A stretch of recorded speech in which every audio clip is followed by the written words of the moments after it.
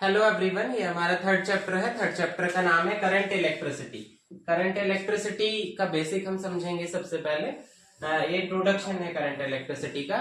ये it is a branch of physics which deals with the study of different charges.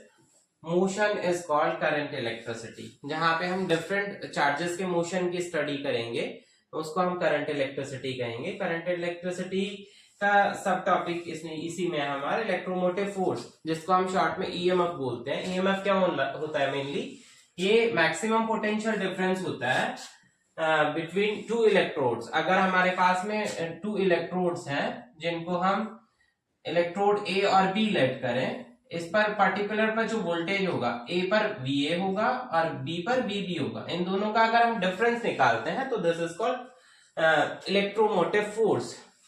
So when no current is drawn from the cell is in open circuit, अगर उसमें कोई current नहीं flow हो रहा है तो उसको हम ओपन सर्किट बोलेंगे।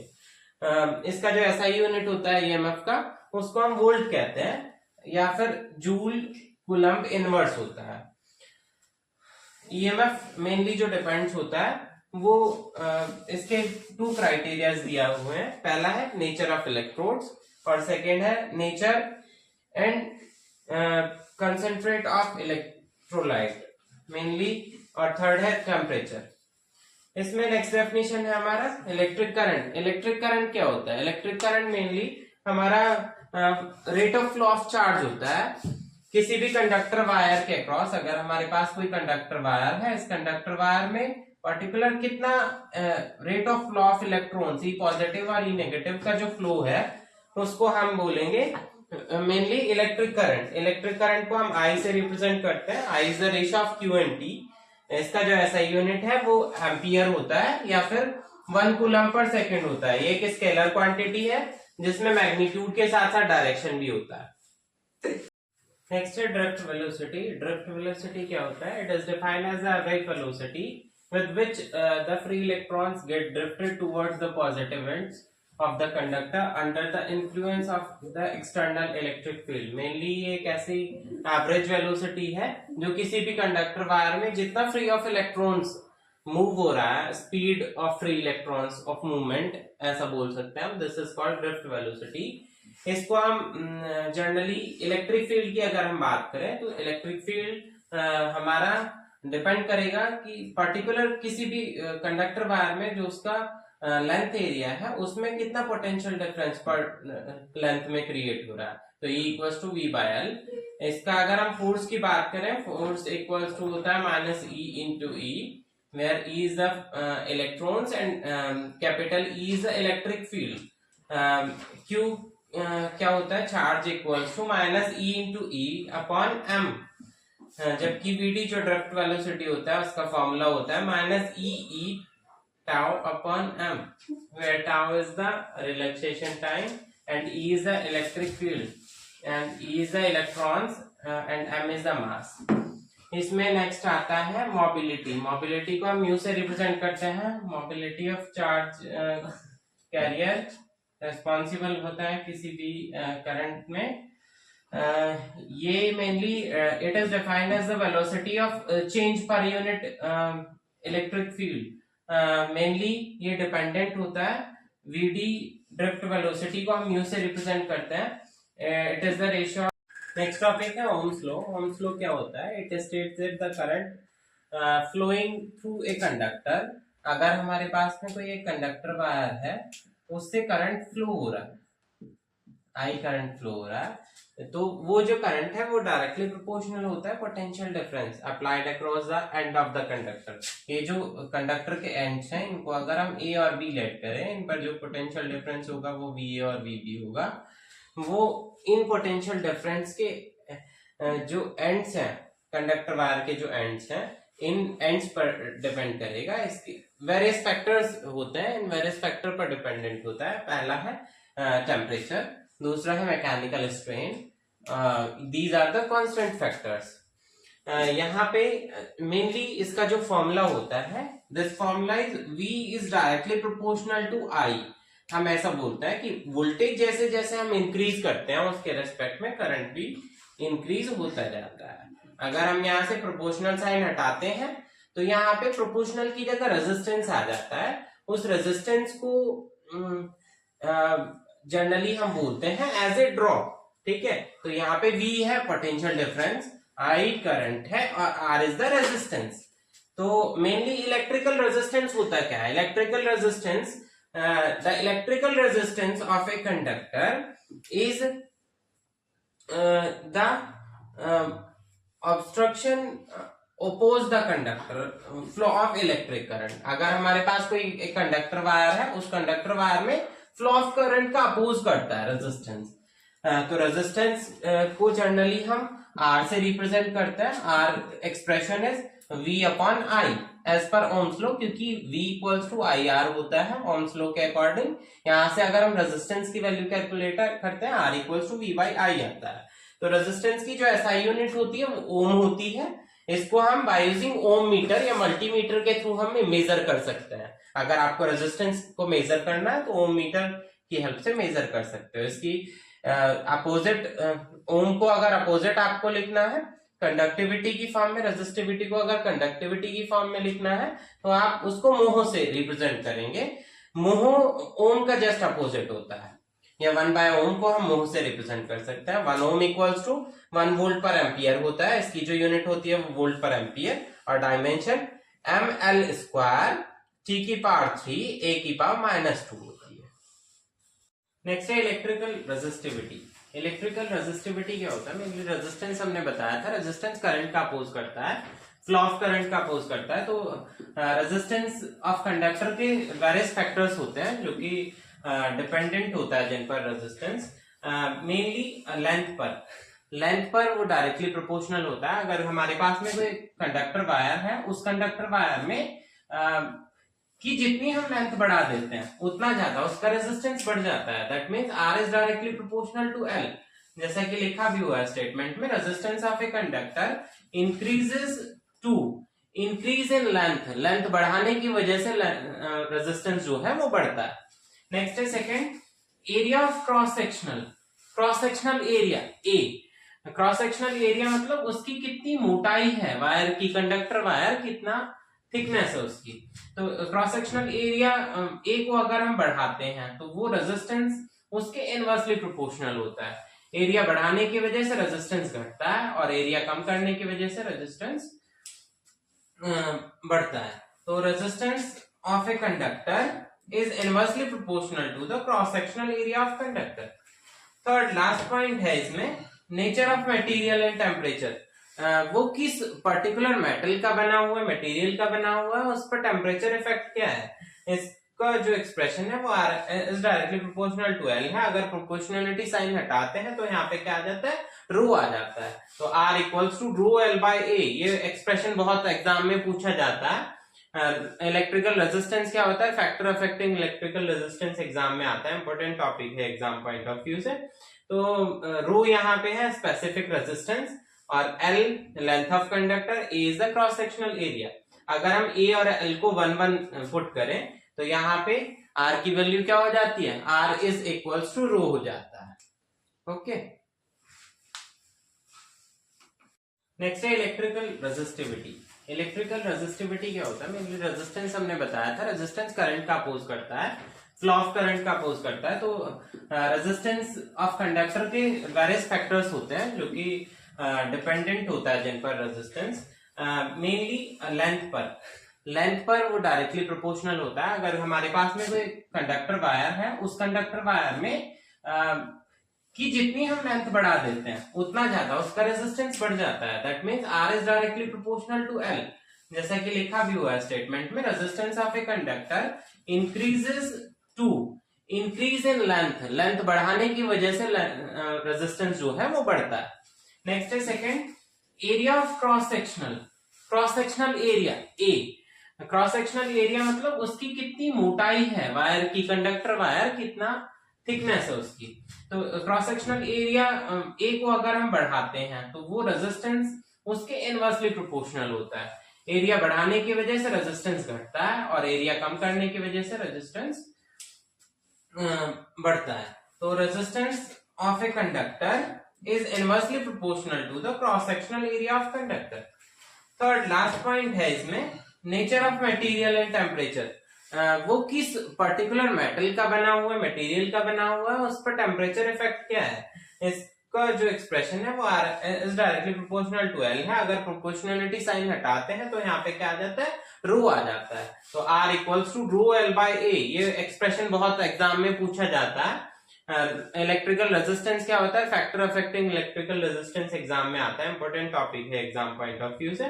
तो रो यहाँ पे है स्पेसिफिक रेजिस्टेंस और L length of conductor, A is the cross sectional area. अगर हम ए और एल को 1 1 पुट करें तो यहाँ पे आर की वैल्यू क्या हो जाती है, आर इज इक्वल्स टू रो हो जाता है। ओके, नेक्स्ट है करंट डेंसिटी। करंट डेंसिटी क्या होता है, mainly current density at a point in a conductor is defined as the amount of current flowing per unit area। अगर किसी कंडक्टर वायर से पर्टिकुलर करंट फ्लो हो रहा है per unit area, this is called current density. तो current density को हम जे से रिप्रेजेंट करते हैं। ये मेनली डिपेंडेंट होता है उस पर्टिकुलर कंडक्टर वायर में प्रोड्यूस करंट और उस के एरिया के। तो I अपॉन ए के ये रेशो के बराबर होता है। करंट डेंसिटी एक वेक्टर क्वांटिटी है जिसमें मैग्नीट्यूड के साथ साथ डायरेक्शन भी होगी। I का जो फॉर्मूला होता है वो NEAVD होता है। जबकि अगर इस I एक्सप्रेशन को हम उठा के इसमें पुट कर देते हैं तो J आता है, J इक्वल्स टू, क्योंकि फॉर्मूला होता है I अपॉन ए, तो I का ये एक्सप्रेशन पुट कीजिए NEAVD अपॉन ए से ये कैंसिल हो जाएगा, ये बचेगा NEVD।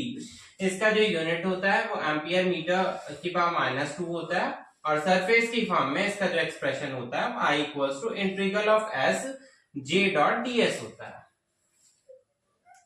नेक्स्ट है कंडक्टेंस। कंडक्टेंस मेनली क्या होता है, ये रेजिस्टेंस का जस्ट अपोजिट होता है। Conductance of a resistor is inverse of the resistance R. इसको हम कैपिटल जी से रिप्रेजेंट करते हैं। ये रेजिस्टेंस का जस्ट अपोजिट होता है, रेसिप्रोकल ऑफ रेजिस्टेंस होता है, इसलिए इसका एक्सप्रेशन आता है G equals to 1 upon are. तो इसका जो यूनिट होता है वो एमएच होता है, जिसको हम मोह से रिप्रेजेंट करते हैं, या फिर हम साइमन भी इसको लिख सकते हैं, जिसको हम कैपिटल एस से रिप्रेजेंट करते हैं। नेक्स्ट है इलेक्ट्रिकल कंडक्टिविटी। इलेक्ट्रिकल कंडक्टिविटी को हम सिग्मा से रिप्रेजेंट करते हैं। इलेक्ट्रिकल कंडक्टिविटी क्या होता है, electrical conductivity of a conductor is defined as the reciprocal of resistivity. Electrical conductivity electrical resistivity का जस्ट रेसिप्रोकल होता है, इसको हम सिग्मा से रिप्रेजेंट करते हैं। Sigma is equals to 1 by rho होता है। यहाँ पे इसकी जो यूनिट होती है वो मोह मीटर इनवर्स होती है या फिर साइमन मीटर इनवर्स होती है। इसकी डायमेंशन m की पावर -1, l की पावर -3, t की पावर 3 और a स्क्वायर होती है। नेक्स्ट है relation between j sigma and e। ये दो रिलेशंस हैं। नेक्स्ट है इन रिलेशंस में से एक ना एक टॉपिक एग्जाम में पूछ लिया जाता है। पहला relation between j sigma and e, क्योंकि हम पढ़ चुके हैं I इक्वल्स टू होता है NEAVD। NEAVD ड्रिफ्ट वेलोसिटी को हम लिख सकते हैं रो e टाउ अपॉन m। तो ड्रिफ्ट वेलोसिटी VD की जगह पुट किया। अब इसका जो A है वो अगर हम I के अपॉन में ले आते हैं तो ये हो जाता है I upon A equals to N की N E इंटू E है तो उसको हम E स्क्वायर लिख सकते हैं, N E square tau E upon M। तो ये हो जाएगा tau upon m upon N E square tau. तो यहां से क्योंकि j होता है 1 अपॉन सिग्मा इंटू ई और सिग्मा की जो वैल्यू होती है वो 1 अपॉन रो होती है, तो 1 अपॉन रो की जगह हमने सिग्मा पुट किया तो j इक्वल्स टू आ गया सिग्मा ई। नेक्स्ट आता है relation between electrical resistivity and electron mobility. तो I का जनरल फॉर्मूला हमने पढ़ा NEAVD होता है, because VD drift velocity mu E के इक्वल होता है। तो J जो होता है जनरली वो I अपॉन A के बराबर होता है। I का ये एक्सप्रेशन अगर आप इसमें पुट करेंगे तो ये सिग्मा E के बराबर होगा और सिग्मा E अभी हमने देखा है वो किसके बराबर होता है, ई अपॉन रो के बराबर होता है। तो ई अपॉन रो लिखा आपने, तो E upon rho equals to I upon A, ये पुट किया तो ये किसके बराबर है, N E A V D के बराबर है। ए इसके अपॉन में आ गया तो इसको हमने लिख दिया एन ई म्यू ई। रो हम यहाँ से लिख सकते हैं rho equals to 1 upon N E mu. तो इन दोनों डेरिवेशन में से एक डेरिवेशन एग्जाम में पूछ लिया जाता है, इसलिए आप इसको अच्छे से प्रिपेयर करें। नेक्स्ट है रेजिस्टेंस इन सीरीज। रेजिस्टेंस अभी हमने बताया था, रेजिस्टेंस क्या होता है, मेनली जो करंट का अपोज करता है, फ्लो ऑफ करंट का अपोज करता है। अगर हमारे पास कोई एक कंडक्टर वायर है, उस कंडक्टर वायर में करंट फ्लो हो रहा है, तो उस फ्लो ऑफ करंट का अपोज करता है रेजिस्टेंस। तो मेनली रेजिस्टेंस को हम डिफरेंट तरीके से एडजस्ट कर सकते हैं। एक इसका कनेक्शन आता है रेजिस्टेंस इन सीरीज। अगर हम रेजिस्टेंस को सीरीज में कनेक्ट करते हैं तो अगर हमारे पास में किसी पर्टिकुलर कंडक्टर वायर में रेजिस्टेंसेस सीरीज में कनेक्टेड हैं, तो वो सीरीज में कनेक्टेड होने पे उनको हम किस तरह से ऐड करेंगे। तो सीरीज में, because we know that series में करंट की वैल्यू क्या होती है, सेम होती है। तो करंट सेम होने की वजह से रेजिस्टेंस टोटल सम होगा R equals to R1 plus R2 plus R3 के होता है। रेजिस्टेंस इन पैरेलल अगर हम कनेक्ट करते हैं, दैट मीन्स किसी पर्टिकुलर बैटरी सोर्स के थ्रू, ये रेजिस्टेंस का सिंबल है, इसको अगर हम किसी एक बैटरी सोर्स के थ्रू कनेक्ट करते हैं तो अगर, क्योंकि हमें पता है पैरेलल में करंट क्या हो जाता है, डिवाइड हो जाता है। तो पैरेलल में करंट डिवाइड होने की वजह से रेजिस्टेंस का जो फॉर्मूला होता है वो हमारा आता है 1 upon R equals to 1 upon R1 plus 1 upon R2। अगर रेजिस्टेंसेस 3 हो जाए, 2 की जगह 4 हो जाए, तो उन सबको हम सम अप करते जाएंगे 1 upon R1 plus 1 upon R2 plus 1 upon R3। अब पैरेलल के केस में ये जो जनरली जो हम निकालते हैं वो ओम्स लॉ से निकालते हैं, बिकॉज रेजिस्टेंस वर्ड ही ओम्स लॉ से आया है। V equals to I into R होता है। V इज द वोल्टेज या potential difference, I is the current and R is the resistance. Resistance drop को कैलकुलेट करने के लिए हम सर्किट्स दो तरह से हमारे कनेक्टेड हो सकता है। जब हमारा रेजिस्टेंस सीरीज में कनेक्टेड हो तब, या दूसरा जब वो पैरेलल में कनेक्टेड हो तब।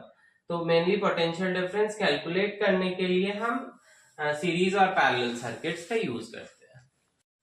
Next topic is EMF. EMF full form is electromotive force. Electromotive force क्या होता है, इलेक्ट्रोमोटिव फोर्स किसी भी सेल या बैटरी के लिए उसका मैक्सिमम पोटेंशियल डिफरेंस होता है, जो कि किन्हीं भी दो इलेक्ट्रोड्स के बीच में सेल, अगर हमारे पास में कोई एक कंडक्टर वायर है, उस कंडक्टर वायर को किसी हम बैटरी से ज्वाइन करते हैं, तो उसका उससे जो भी करंट फ्लो होगा उस पर्टिकुलर सेल से जो पोटेंशियल डिफरेंस क्रिएट हो रहा है उसको क्या कह रहे हैं, ईएमएफ कहते हैं, इलेक्ट्रोमोटिव फोर्स। इलेक्ट्रोमोटिव फोर्स आपका इनिशियल टाइम पे जब कोई करंट फ्लो हो रहा है या कोई करंट नहीं फ्लो हो रहा है, दोनों टाइम पे इलेक्ट्रोमोटिव फोर्स प्रेजेंट रहेगा। इलेक्ट्रोमोटिव फोर्स का अगर हम मैग्नीट्यूड की बात करें तो magnitude of current is equals to I equals to V by R होता था generally as per Ohm's law, but battery को जो ईएमएफ होता है उसको हम कैपिटल E से रिप्रेजेंट करते हैं, तो इसको इसलिए हमने इसको लिखा E upon R plus small r। Small r उसका इंटरनल रेजिस्टेंस है और कैपिटल R उसका ओरिजिनल रेजिस्टेंस है। तो यहां से क्रॉस मल्टीप्लाई करके V का फॉर्मूला आता है V equals to E minus IR। यहाँ पे V आपका पोटेंशियल डिफरेंस है, वोल्टेज, E आपका ईएमएफ है, I फ्लो हो रहा करंट है किसी भी कंडक्टर वायर में, और R उसका इंटरनल रेजिस्टेंस है। तो इसी से आपका ये एक्सप्रेशन। नेक्स्ट है इलेक्ट्रोकेमिकल सेल। इलेक्ट्रोकेमिकल सेल क्या होता है, सेल मीन्स बैटरी होता है। तो इलेक्ट्रोकेमिकल सेल जो कि मेनली आपका जिसके अंदर डिफरेंट केमिकल्स फिलअप हो, हम ऐसा बोल सकते हैं electrochemical cell is a device by which electric current energy is generated at the cost of chemical energy due to chemical action taking place in the cell। इसके अंदर, बैटरी के अंदर बेसिकली केमिकल एनर्जी के through हम energy को, electrical energy को store कर सकते हैं by using electrochemical cell. Electrochemical इसका वर्ड जो दिया गया है वो इलेक्ट्रिक प्लस केमिकल वर्ड से संबंधित है, दोनों को कंबाइन करके ज्वाइन करके यूज किया गया है। तो इलेक्ट्रोकेमिकल जो वर्ड है मेनली, बिकॉज उसको हम प्रोवाइड जो कराते हैं वो इलेक्ट्रिकल एनर्जी प्रोवाइड कराते हैं और उसको in form of chemical energy की फॉर्म में वो उसको स्टोर कर लेता है इलेक्ट्रिकल एनर्जी को। तो ये सर्किट में भी दिखाया हुआ है, ये कोई इलेक्ट्रिकल सर्किट या नेटवर्क का डायग्राम है जिसमें ये हमने सेल दिखाया है बैटरी, इसका एक पॉजिटिव और दूसरा नेगेटिव एंड है। इसमें हमने इस बैटरी के क्रॉस एक लोड लगाया है जिसको हमने रेजिस्टेंस की फॉर्म में दिखाया हुआ है। ये लोड आपका कोई बल्ब हो सकता है, कोई फैन हो सकता है, कोई भी इलेक्ट्रिकल अप्लायंस हो सकता है। तो जब आप किसी भी बैटरी से इसको कनेक्ट किए हुए हैं तो आपका करंट जाएगा और करंट जाने की वजह से ये जो अप्लायंस है वो ऑपरेट करेगा। तो मेनली जो सेल है, सेल जो होती है वो आपका डीसी, सेल के अंदर जो करंट प्रेजेंट होता है वो डीसी करंट होता है। और डीसी करंट को जनरली हम करंट का बेसिक फॉर्मूला वही है दोनों के लिए, as per Ohm's law V equals to I into R होता है। आई अगर आपको कैलकुलेट करना है तो V बाय R हो जाता है, यहीं से रेजिस्टेंस अगर कैलकुलेट करना है तो R equals to V upon I हो जाता है। रेजिस्टेंस की जो यूनिट होती है वो ओम होती है, जबकि करंट की यूनिट आपकी एम्पियर होती है। करंट को कैलकुलेट करने के लिए अगर किसी सर्किट के अक्रॉस आपको करंट मेजर करना है तो हम एमीटर के थ्रू मेजर कर सकते हैं। एमीटर एक ऐसी डिवाइस होती है जिसके थ्रू आप करंट मेजर कर सकते हैं, जबकि रेजिस्टेंस को अगर आपको मेजर करना है तो by using ohm meter, because ohm इसकी यूनिट होती है, तो ओम मीटर के थ्रू आप इसको मेजर कर सकते हैं। जबकि पोटेंशियल डिफरेंस या वोल्टेज को मेजर करने के लिए आप वोल्ट मीटर का यूज करते हैं। ये डिफरेंट मेजरिंग इंस्ट्रूमेंट है जिनके थ्रू आप वोल्टेज, करंट या फिर रेजिस्टेंस को मेजर कर सकते हो। अगर इन सब चीजों को काम में कंबाइन मीटर के नाम बताएं तो वो होता है मल्टीमीटर। मल्टीमीटर मेनली एक ऐसा डिवाइस होता है, इलेक्ट्रॉनिक डिवाइस, जिसके थ्रू आप मल्टी फंक्शंस को मेजर कर सकते हो। तो जैसे कि रेजिस्टेंस, कैपेसिटेंस, इंडक्टेंस, कोई भी फ्यूज हो गया, डिफरेंट कंपोनेंट्स को आप मेजर कर सकते हो।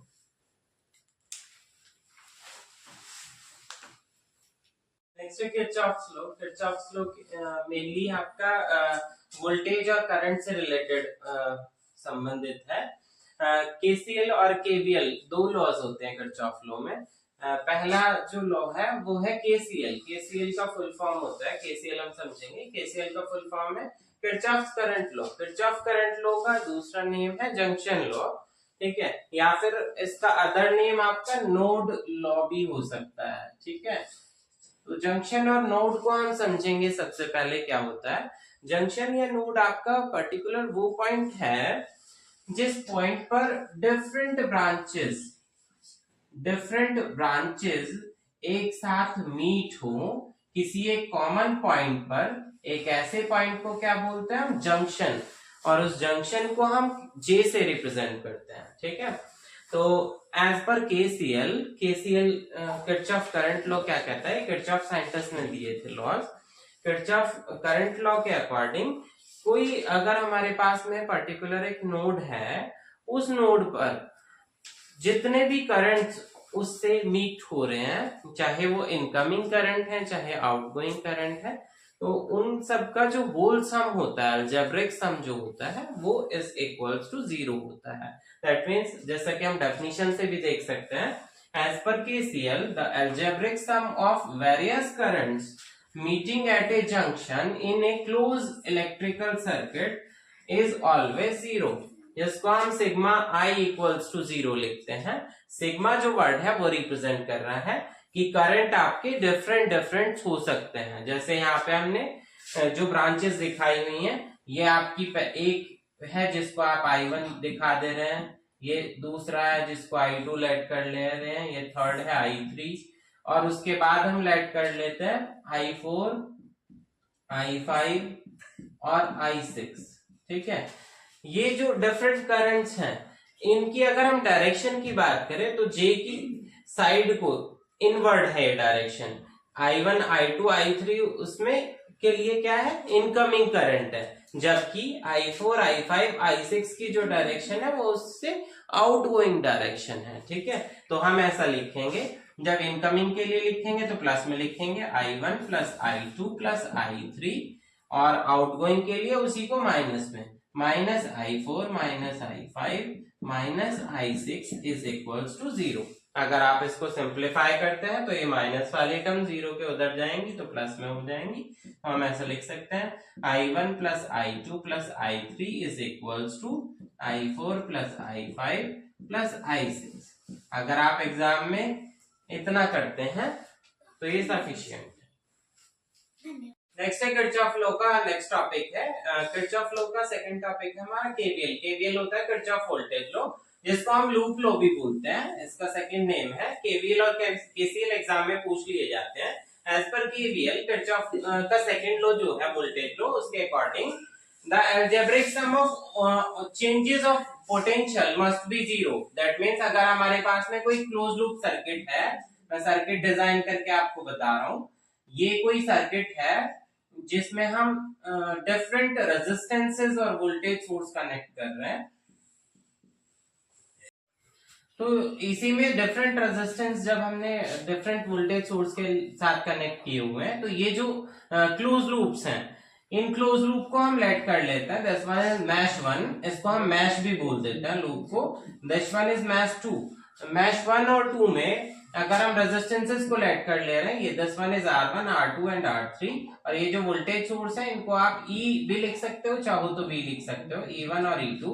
तो यहाँ पे आपका जो एक्सप्रेशन आता है वो कहता है कि जितने भी मैशेस हैं उन मैशेस में वोल्टेज या पोटेंशियल डिफरेंस का जो होल सम है वो इक्वल्स टू 0 होता है। अगर पहले मैश के लिए लिखोगे तो केवीएल अप्लाई करोगे जब आप इसमें, तो करंट इस तरह से जाएगा पहले मैश में। यहाँ पे जो करंट होगा वो I1 होगा R1 रेजिस्टेंस के थ्रू, और यहां से जब करंट जाएगा नेगेटिव टू पॉजिटिव, ये करंट आपका I2 होगा। अब ये जो इस वाली ब्रांच में जो करंट होगा वो I1 और I2 का होल सम होगा। तो आप ऐसा लिख सकते हैं कि सिग्मा V की जगह आप ये भी मेंशन कर सकते हैं, अगर रेजिस्टेंस और करंट की फॉर्म में लिखना है तो I1 R1 plus I2 R3 plus I1 plus I2 into R2 is equal to 0। ठीक है, ये आपका एग्जाम में पूछा जा सकता है, मोस्ट इंपोर्टेंट टॉपिक है। नेक्स्ट टॉपिक है व्हीटस्टोन ब्रिज। ये भी काफी इंपोर्टेंट टॉपिक है और एग्जाम में पूछा जाता है। तो व्हीटस्टोन ब्रिज क्या होता है? मेनली ये एक ऐसा ब्रिज होता है जो डिफरेंट रेजिस्टेंस को इंटरकनेक्ट करके बनाया जाता है। इसमें मिनिमम 4 रेजिस्टेंस हो सकते हैं और मैक्सिमम 4 से अबव हो सकता है। ये जो मेनली यूज किया जाता है, it is used to measuring the unknown resistance. अगर हमारे पास में कोई एक सर्किट है जिसमें कोई अननोन रेजिस्टेंस है जिसकी वैल्यू हमें नहीं पता है, उसको मेजर करने के लिए हम व्हीटस्टोन ब्रिज का यूज करते हैं। तो व्हीटस्टोन ब्रिज क्या कहता है? It states that if four resistances, जिनको हम लेट कर सकते हैं PQ R and S, या फिर A B C and D भी लेट कर सकते हैं, तो are connected to form a bridge. अगर हम उनको इंटरकनेक्ट करते हैं सीरीज में, एक अगर सपोज दैट हमारे पास में कोई एक रेजिस्टेंस है, मैं इंटरकनेक्ट करके आपको बता रहा हूं, ये कोई एक रेजिस्टेंस है जिसको हम R1 लेट कर रहे हैं, या फिर PQRS लिखा है तो आप P लेट कर लीजिए। तो P जहां P का जो सेकेंड एंड है उसी के जस्ट सीरीज में आप दूसरा रेजिस्टेंस कनेक्ट करेंगे जिसको आप Q लेट करेंगे। नेक्स्ट उसी के सीरीज में आप थर्ड रेजिस्टेंस को ऐड करेंगे जिसको आप R लिखेंगे, और उसी के सीरीज में आप फोर्थ रेजिस्टेंस को ऐड करेंगे जिसको आप S लिखेंगे। ठीक है, तो PQRS। अब इसमें ये याद रखना है कि PQRS आपका क्लॉकवाइज हो या एंटी क्लॉकवाइज हो, उनका जो मूवमेंट है, और इससे के जो बीच में आप एक गैल्वेनोमीटर लगाते हैं और एक डिस्प्ले मीटर भी लगाते हैं, मेनली वोल्टेज डिटेक्शन को कंट्रोल या मेजर करने के लिए। यहाँ पे इनका जो कॉमन पॉइंट है उससे आप एक बैटरी कनेक्ट करते हैं, एक सेल या बैटरी कनेक्ट करते हैं। जब इसमें करंट जाएगा तो रेजिस्टेंस के थ्रू वो करंट, क्योंकि करंट को फ्लो होने के लिए जितने पाथ्स मिलते हैं उन सभी पाथ्स में करंट फ्लो होना स्टार्ट हो जाता है। तो यहां से जो करंट जाएगा वो आपका करंट I1 और I2 की फॉर्म में होगा। ठीक है, अब करंट डिवाइड हो गया, ये करंट आपका सारे रेजिस्टेंसेस के थ्रू जाएगा और अननोन रेजिस्टेंस की वैल्यू आप इसके थ्रू मेजर कर सकते हो और गैल्वेनोमीटर के थ्रू वोल्टेज डिटेक्ट कर सकते हो।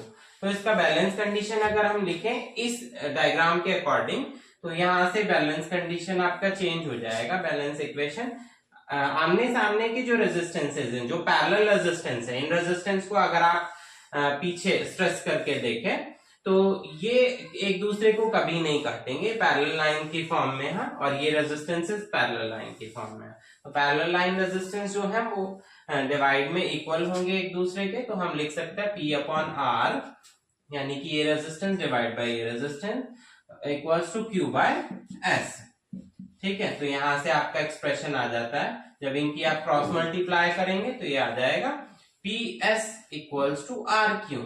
इनमें से जो भी अननोन रेजिस्टेंस है उसकी वैल्यू आप फाइंड आउट कर सकते हैं। Suppose that Q unknown resistance है, तो Q जब आप कैलकुलेट करेंगे तो Q का एक्सप्रेशन आएगा PS अपॉन R। ठीक है, तो